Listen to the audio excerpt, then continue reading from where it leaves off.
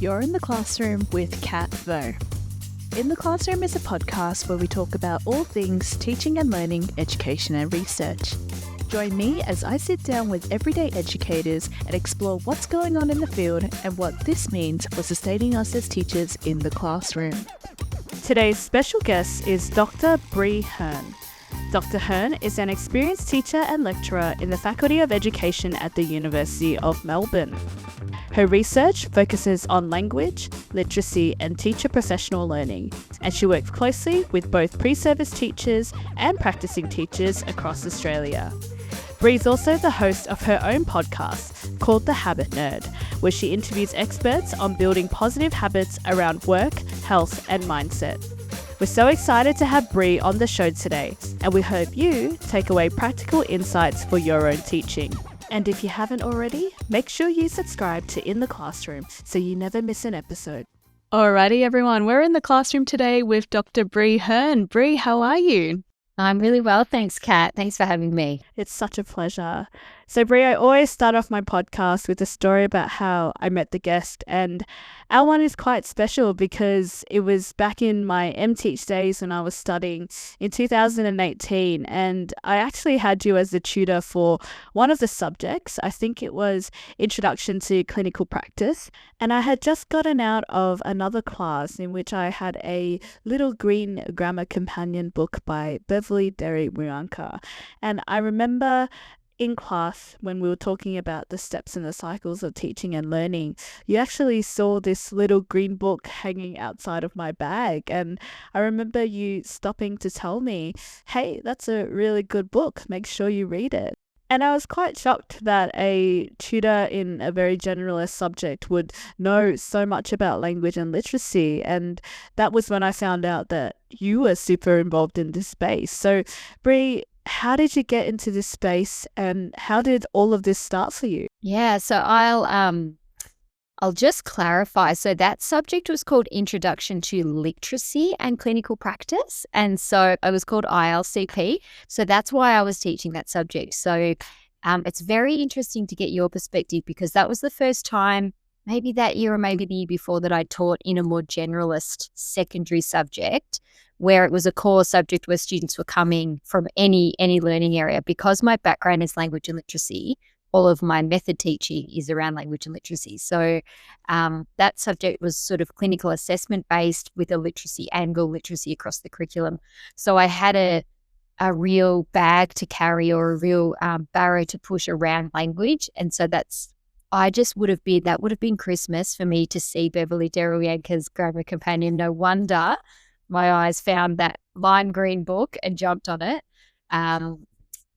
So that is hilarious, Kat. That's such a great story. Your question was how did I get into it? So I am early childhood and primary trained. Actually, I did a double degree, an arts degree and a Bachelor of Teaching so that I could teach prep to 12, but I always had a penchant for language and literacy. That was always my area of passion, as an avid reader and writer myself. And also I did an arts degree alongside a teaching degree because I just wasn't sure that I wanted to be a teacher. I thought, there was certainly an education angle to what I wanted to do, but I wanted to keep my options open around writing, journalism, creative writing, etc. So I've certainly, done a lot of that alongside teaching as well. So I suppose I got into teaching. I taught for 10 or 12 years and was then added some language and literacy leadership to my teaching.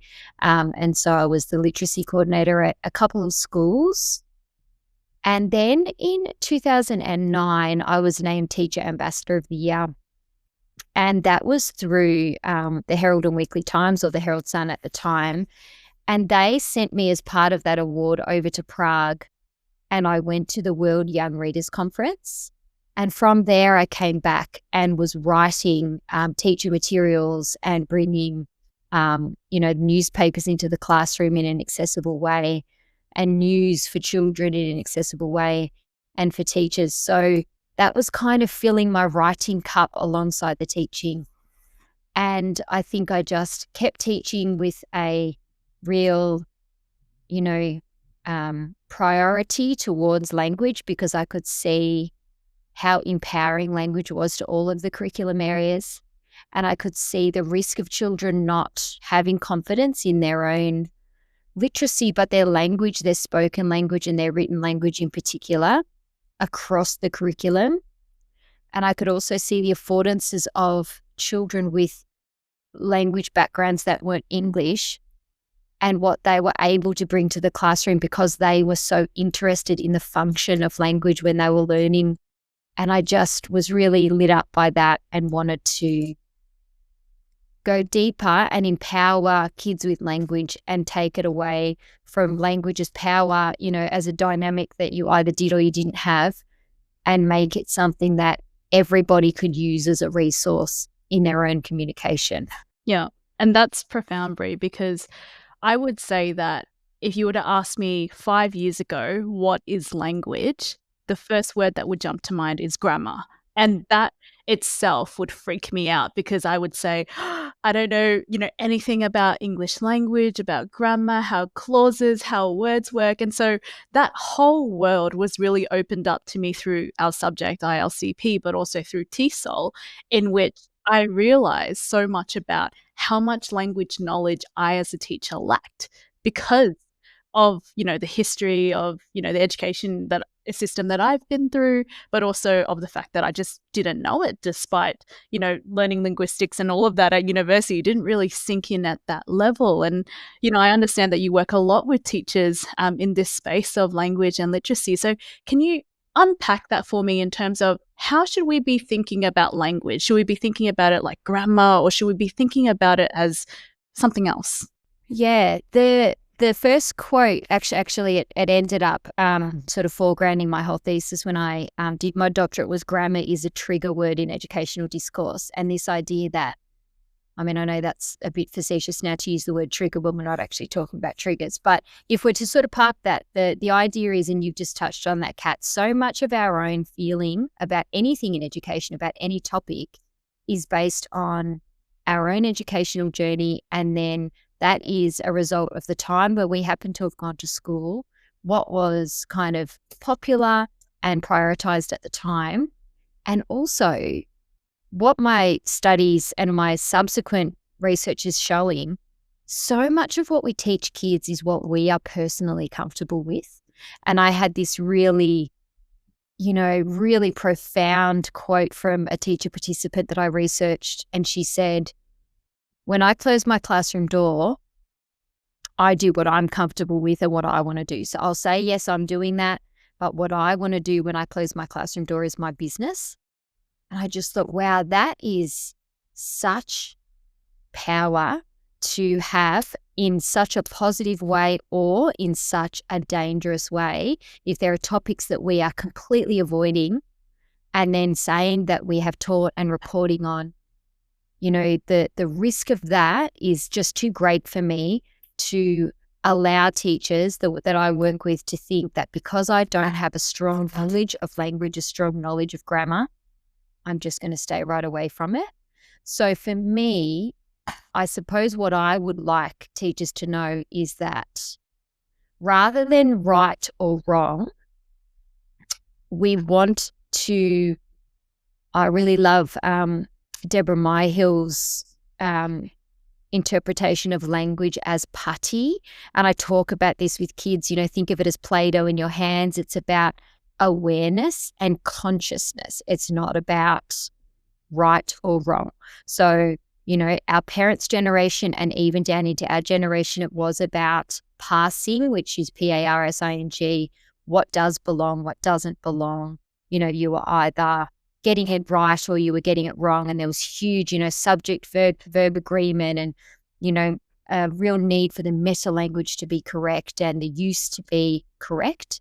Whereas functional grammar is where I would like to position this conversation, and I would like teachers to feel empowered that it's about language in use. And if I've chosen to write a sentence in a certain way and I can defend that, then that's my business. It's not actually whether it's grammatically correct or not. We can talk about that, and we can talk about sort of more appropriate choices, but it's not about closing the door on anybody who doesn't have a level of confidence or a level of knowledge. It's about grappling with text, because that's the whole point of knowing about language, is so that we can make meaning in the way we speak, make meaning from what we read, and make the meaning that we want to get across from what we write. So I suppose my overarching message is just always get curious and have fun with it, and ask questions, and have the grammar companion there, and have your resources there. But look at language as malleable and become what we would call metalinguistic. So be able to talk about the language, why we chose certain structures or certain vocabulary choices, rather than say, I don't like the way that sounds and I don't know why. Be able to get curious and ask questions and talk about it with our students, and use really great models, text models, to empower our students and ourselves. I love that, Bree. And, it reminds me of this quote, and you touched on this in your doctorate too, where you said, grammar is easier to correct than teach because correction relies on implicit knowledge, whereas grammar demands explicit knowledge. So for teachers out there that have that curiosity, they want to ask questions, they want to build this metalinguistic awareness, what is some advice that you have for them for where they can even start? Because I'm sure teachers are wondering, yeah, I love this, I'm on board, but I don't know where to go. I don't know where to start. Yeah, that's a really good question. And the reason I have to say, the reason that any teacher would worry about this stuff is so that they could help their children write better. And by writing better, they need to be able to see what good authors do. So we really can't divorce the literate modes of writing and reading. We need to become metalinguistic to be able to talk about what it is that we're reading, what we like that certain authors are doing, what language devices we can see are really amplified within, an author's work, and then be able to borrow that for our own writing. So I suppose the first thing would be make children really curious readers as to what is it in a text that they're really enjoying. If somebody says, I really like the way this author writes, or I really, this paragraph is really speaking to me, or this sentence, okay, then let's unpack what is it? Is it a single vocabulary choice? Is it the way they've, built up momentum, through the use of a noun group or whatever it is? So it's about, first of all, working out what resonates with us, what we like, and then being able to kind of backwards map that. Now, the other thing is, there will always be resources that you can call on. So, we've mentioned Beverly Derrywanker a few times now. If it is that there's a certain text type in your subject area that you need to teach, then maybe work out from the independent stage what you want your students to be able to produce, and then work backwards as to what would get them to that stage. Now, the teaching and learning cycle, which is Derrywanker and Pauline Jones, is kind of this 101. So I would, really encourage teachers to get to know the cycle, because that starts with building the field. And so that's that vocabulary and the content knowledge about what it is that we want to write about. Then we go to supported reading. Now, to be able to write a text, we need to be able to read a similar text with support. So the teacher needs to be able to set up pedagogies where there's conversation around what the author's doing, or what, the constructor of the text is doing. If it's something nonfiction, for example, pull it apart and become curious and become, metalinguistic about it. Before we would get students to write alongside us, so we would model, give them a chance to innovate on a sentence that we've come up with, for example. So we're See, we're holding their hands. We're doing the content building. Maybe we're watching videos about a topic. Maybe we're, really engaging them with, the knowledge because that's not a given, as we know, kids are coming from so many different backgrounds. The supported reading is where we are honing in on how will this kid read this text with success? What do they need to know before they start? What are we doing while we're reading it together? How are we engaging with it? What language knowledge are we gaining from it? Then we're going to have a go together, says that joint construction stage, before we would ever get kids to write on their own. Because in too many classrooms, it's like, here's the model, go and have a go. And it is just the cognitive load on kids is too much. And then they produce something that is subpar. And we wonder why, because we haven't taught them and we haven't held their hand throughout those steps from highly, highly scaffolded and highly teacher directed to then gradually releasing that responsibility onto the kids. So I suppose a really quick win for your listeners would be a framework like the teaching and learning cycle is where you can, and it can go over a few weeks even, we're not just talking about a few days, is where you will get really powerful use of language in a student's text. But it cannot be done without highlighting through our talk and through good models, good text models, what we would expect them to be able to do. Yeah, I want to unpack that a bit more because I had a lesson today that I thought, oh, wow, I'm giving my students all these different model texts on how to write an analytical essay. We're breaking it down sentence by sentence for the different choices that the writer is using. But I thought to myself that the entire 70-minute lesson, it really felt like I am talking way too much. I'm making all the meaning. I am the one that's leading my students, and my students are actually sitting there being very passive. They're like, oh, okay, yeah, we see. So, you talk about this term or concept called dialogic talk or dialogic meaning making. What does it look like for our students to get involved rather than to just sit there and watch us, deconstruct things? That's not to say that there's no room for guided instruction, but how do we pass that on to our students so they can be talking about text? What does that look like? Yeah, so dialogue is one of those things that if you put some time into the setup, you'll get real bang for your buck across the curriculum. And I think it needs to be positioned like that. It's very interesting to me when I visit primary classrooms and dialogue is. So it's basically that cross-classroom talk. So it's not the ping pong where it's like the teacher says something, the student says something, the teacher says something, the student says something. It's not that kind of initiation, response, feedback, teacher, student I'm talking about. It's the basketball match. So it's the across student talk. So it's I'm going to build on what Kat just said. Jessica's reminded me of something. I don't quite agree with what Fong's saying there, and this is why. So it's that culture where you as the teacher are able to step back and let that discussion happen across the classroom. But it is a challenge to set it up. But when you set it up with the rules that are fairly scaffolded sort of at the beginning stages, the research shows that the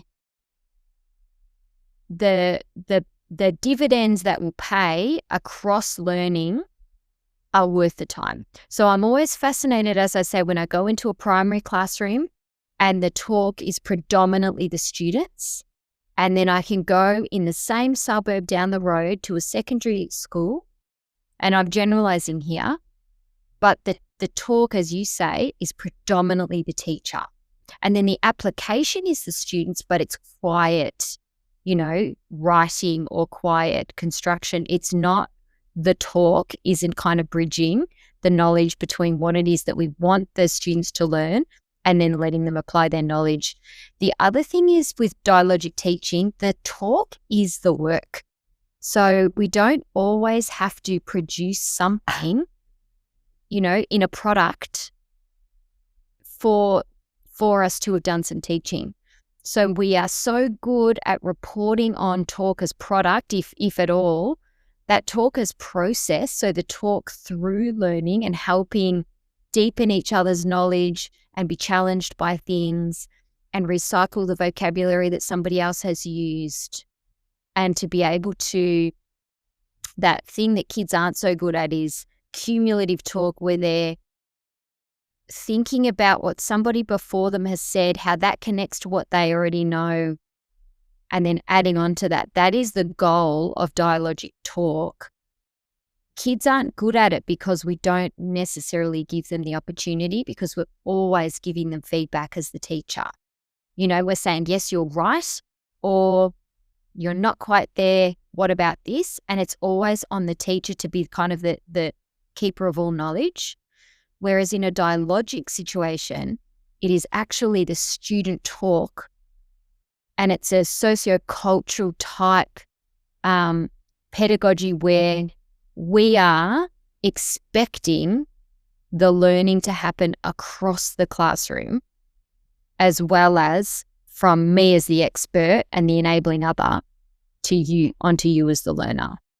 I feel like you've just challenged a lot of, I think, local policies within schools in which there are expectations around a quiet classroom as an engaged classroom, or when students are not talking, that means that they're doing the work, or the assumption that bookwork is learning, you know, whereas here, what you've said to me just now about talk being the bridge for building that knowledge, I feel like that is the gold for me. So thank you for reminding me of that, because I feel like tomorrow it's going to change the way in which I walk into my classroom and think about, how are my students going to get talking? Like, what does it involve? Yeah.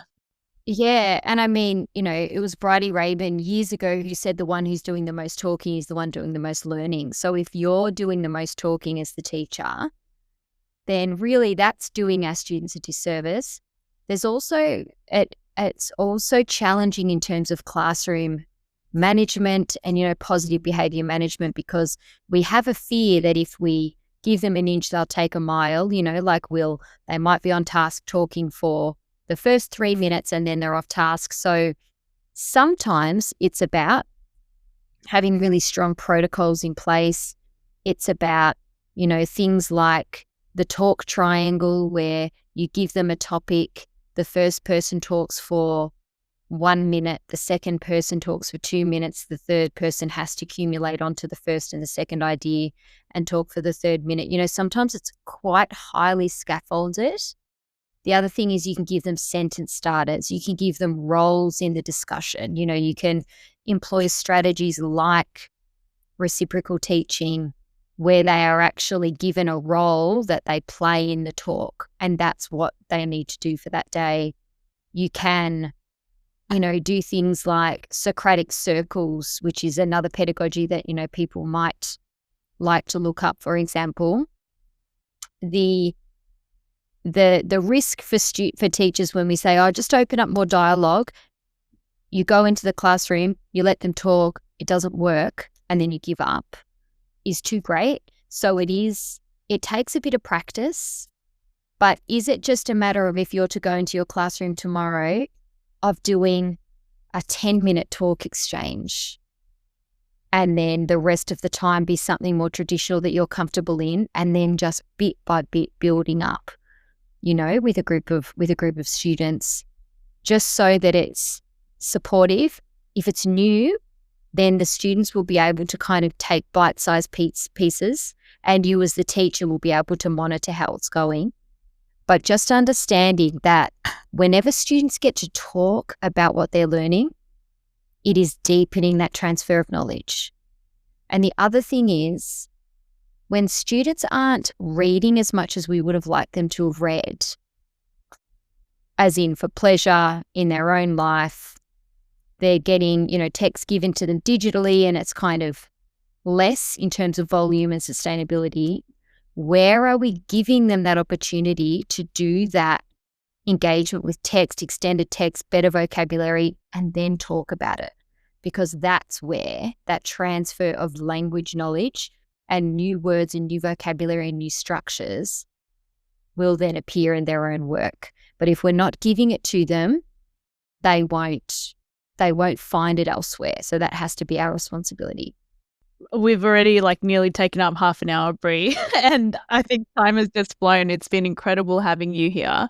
I guess just to close on our last question, given that teachers have that responsibility, and I think we've touched on it, but I just want to reiterate it again, what's your advice on where we start and how we can keep growing and sustaining our growth in this space of language and literacy, given how important it is for our students?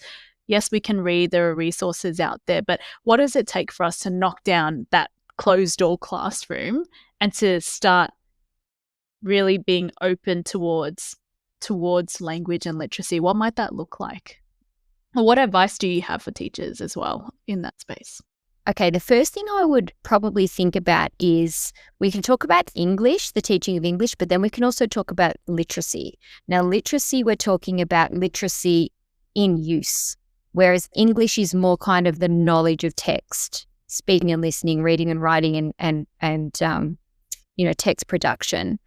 So where are the opportunities for children to be more literate in your teaching?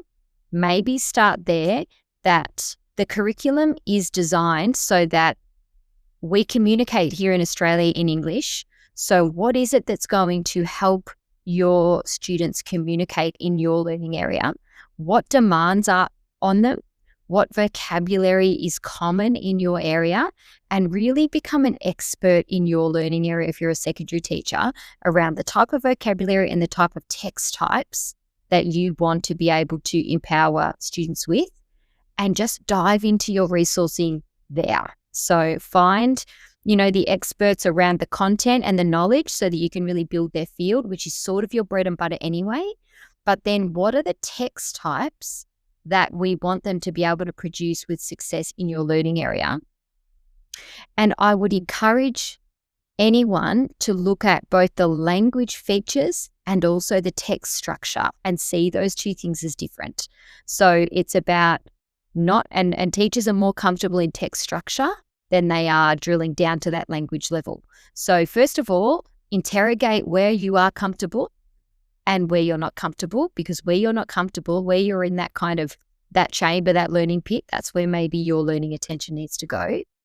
And then when you improve your knowledge, you'll get excited about that and then you'll take that into the classroom. But in terms of the teaching of English, I think there's so much in a crowded curriculum that we just cannot afford to teach things in disparate pieces. We just can't afford to divorce ideas that would be connected, because when we connect ideas for kids, their learning, accumulates and the connections are made for them. So there's a very deliberate decision in our curriculum, both the Australian curriculum and the state-based versions, where language, literature, and literacy are connected. So we actually need to be able to read text, talk about text, and then create similar texts across, not as separate. And so if you see it like that, then a 2-hour block where you need to do some teaching, if you're a primary teacher, should include text. It should include talk about the text, and it should include writing in some way. And I would say the same thing about our secondary teachers. You cannot divorce these ideas. And I think in some ways that's empowering, because you then get more done and then the kids can make connections and then they'll become better readers, writers, speakers, listeners, thinkers as a result of you being able to help make those connections for them and make them really visible. So, in terms of your own learning, I know we're really time pressed, but there would always be experts on your staff that you could go to who are doing a really great job around different aspects of language and literacy. And it's so broad. But then it's about finding texts that you think will engage your students, and it doesn't matter what curriculum area you're talking about. Read to them as much as you can, talk about what you're reading, model that idea of reading, become curious yourself. And even if you just did that, that would be more than worth the kids' time and your time as a learner. And that wraps up our conversation with Dr. Bree Hurn. A huge thank you to Bree for sharing her valuable insights and experiences with us today. If you enjoyed this episode, please make sure to subscribe, rate me 5 stars, and leave a review. Don't forget to share this episode with anyone who might find it inspiring. Stay tuned for our next episode, where we'll dive into more fascinating topics and discussions. Until then, keep learning, stay curious, and take care. Thanks for listening to In the Classroom.